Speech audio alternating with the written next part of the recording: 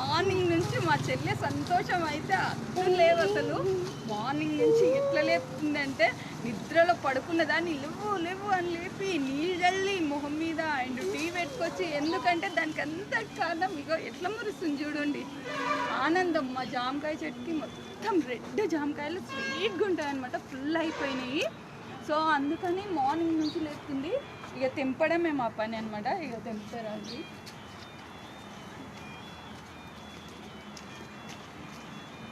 మొత్తం ఇట్లా అంటే పందిర్లకు అయిపోయింది.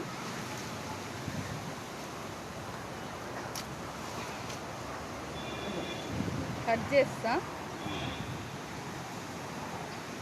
అయ్యో చూడండి ఎంత రెడ్గా మస్తు బాగున్నాయి అసలు. చాలా అంటే చాలా హ్యాపీగా అనిపిస్తుంది.